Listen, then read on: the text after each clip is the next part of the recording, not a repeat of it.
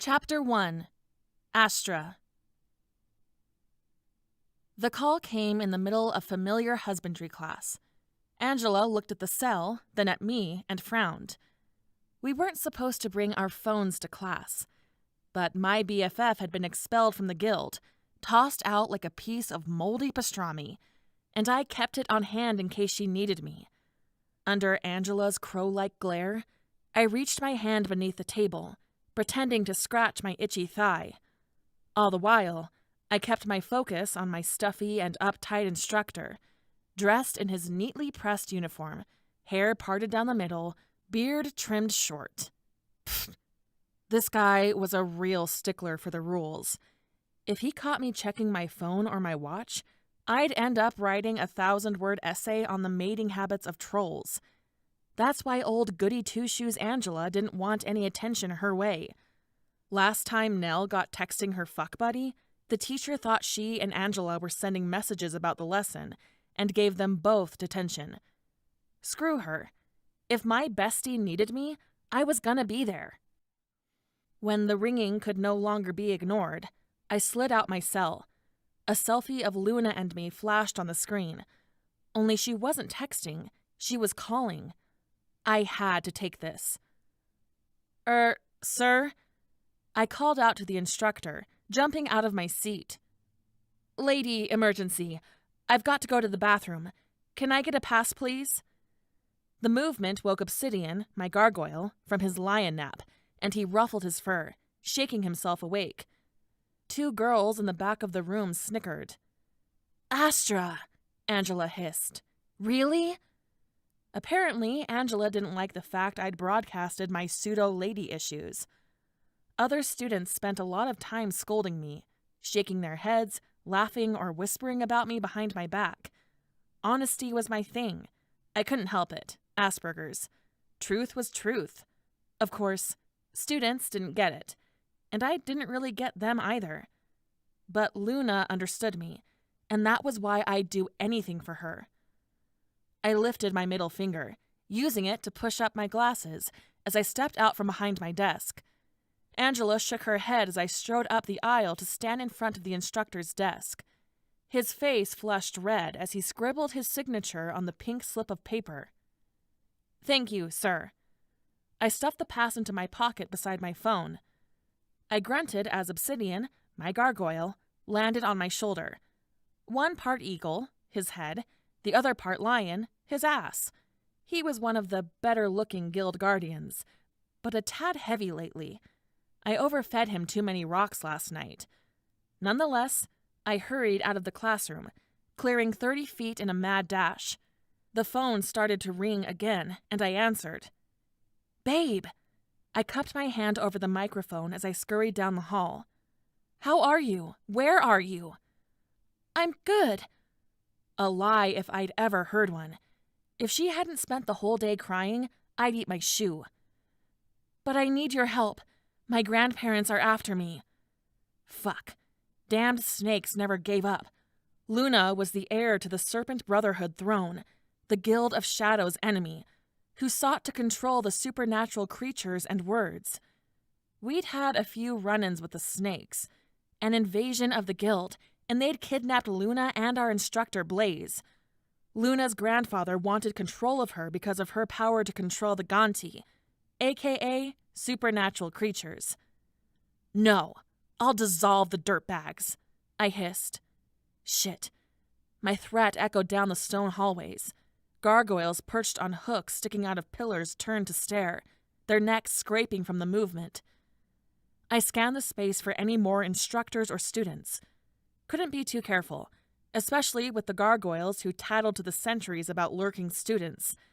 No doubt someone I wouldn't want to would hear about this. Because Luna was my bestie, I was on the watch list. Eyes narrowed with suspicion everywhere I went. I hadn't helped her, hadn't gone to the Djinn world to enlist their army to defeat the serpents. And even if I had gone with her, threw my hat into the helper ring, it certainly didn't mean anyone should have been expelled. Just thinking about how they'd treated her made my blood boil. My body temperature scaled up a few degrees, and I exhaled some of the heat to cool off. A guy and his girlfriend emerged from an empty classroom, giggling, hands in places they shouldn't have been. The chick scowled, but her guy pulled her away. I checked over my shoulder to make sure they'd gone. "Babe." Luna's voice went tight and high. "I hate asking, but I really need to get a copy of something that will give me answers about my missing past." Obsidian nipped at my cell and my fingers. God, he was almost as bad as my instructor. I put my hand over the microphone and pushed him away. "Cut it out, Obsidian." His stony eyes narrowed, and he turned his head away. Good. A little silent treatment from my gargoyle was never a bad thing. I dashed into the bathroom and leaned against the marble sink. "What do you need?" Luna sighed, long and low. "Before I left, Vanellin took a magical print of my mind." Her words made my head spin. What? As a speed reader with no boyfriend, who only slept about 4 hours a night, I'd pretty much read the library twice. Must have skipped the book that said this was possible. "The headmaster tricked me into letting a conjurer pull it from my mind and record it on a magical parchment." Luna's normally high-pitched chipmunk tone turned low and gravelly. "Then he kicked Cole and me out." Bastard! My body burned from the inside. I expected this sort of bullshit from a sniveling weasel like Kimball, not the headmaster. Years ago, Luna's parents had hidden something in her mind that her grandfather, Lord of the Serpents, wanted. More than once, he'd tried to kidnap her to get it. Then he'd broken into the guild and stolen a powerful dark magic spellbook. My gut soured, because he intended to use the book for the extraction process once he got his scaly claws on Luna. Now that she'd been kicked out of the guild, there weren't a whole lot of places she could hide from all-knowing, all-powerful Granddaddy. Of course, I would help protect her. Luna sniffed, and the line scratched. "I don't know who to trust anymore. Everyone has an agenda or wants something from me." She sobbed, and my heart lurched. I just wanted to hold her, eat some chocolate, watch funny cat videos, and have a good cry with her. I didn't need convincing. "I'll do it. Give me a day to get the scroll and search for a translation book." I also needed to figure out a way to get to the parchment without being busted, then lift it and find her so she could have it. Simple. She went silent, and I didn't breathe as I waited for her to cry. Obsidian clucked on my shoulder and nudged me with his wing. Footsteps pounded the hall outside. Closer, closer, humming a tune. Closer. Shit. Someone was coming. I pressed my cell phone to my chest. Luna murmured something, but I didn't hear it.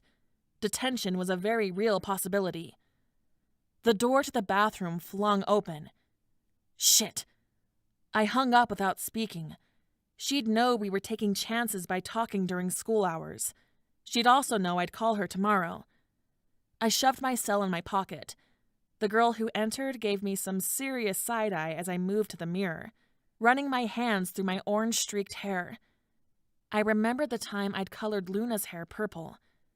Stealing a magical parchment from the headmaster was a little more serious than a bottle of hair dye. If I got caught. But the guild had turned Luna out, wrongfully. They were the ones who'd left her vulnerable to the serpents, the guild's enemies. Like I said, wrongfully. I stared as the girl closed the door to her stall. I turned back to the mirror. Damn, I was paler than usual. My eyes had lost their spark. Tension clenched my jaw and mouth. If I got caught stealing the parchment, I'd end up like Luna, out on my ass. I'd worked so hard at the guild. I wanted to become a Gildren or a Hadrian, but Astronomical didn't back out of anything. Maybe that was my problem. Chapter 5. Knox. "Look who it is! The Dream Team!" Devin's tone was sharp, dripping with sarcasm. My body tightened, and the tension hitched up a level as he and his team of dicks approached us in the hall. I'd just returned with my team from a mission, empty-handed because the vampire we were tracking had vanished. Tired from a 2-week stint, we just wanted showers, a few hot meals, and a soft bed. Last thing I needed was to have to deal with an asshole like Devon.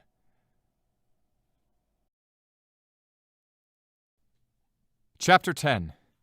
Tor. Fuck, I needed a minute. My chest stung as I watched Supergirl leave, her back curled in unsteady steps. I couldn't help the pity I felt. My first weeks here were devastating. I hated it.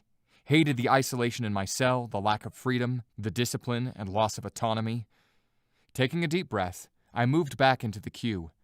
I'd seen this place break plenty of people. They went from depressed to miserable to shells of their former selves. We were all just trying to survive despite the odds, the rules, the control, and the dangerous missions forced on us.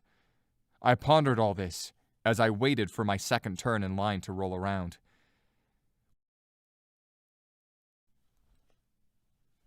Chapter 12. Rays. Secrets and lies. That was my special skill. My life and the safety of my tribe depended on it. I squeezed the item in my pocket tighter. If I were caught smuggling this out of the guild, I'd earn time in the hole or extra years on my sentence. Time I couldn't afford to lose. Sweat beaded on my forehead. Every nerve shouted at me to get it together, wipe the moisture away, along with any hint of guilt. But I couldn't with Ford. The sentry posted at the guild's exit, eyeing me as he completed my exit paperwork. I sent a silent prayer to the Munyara, my tribal spirit, to protect me and ensure my release for the day.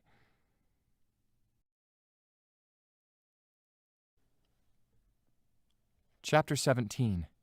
Pascal. I lifted my tuning fork and struck it 3 times with a tone bar. The pulses soothed me. Expanding waves, visible and distinct. My sounds. I sent pulses in a circle, 360 degrees. Once, twice, 3 times. I needed to see what the music saw, feel what it felt. My frequencies hit all the structures within the cemetery, bouncing off them and returning to me, forming pictures in my mind. Distorted images of objects surrounding Ray's and I that I struggled to make sense of.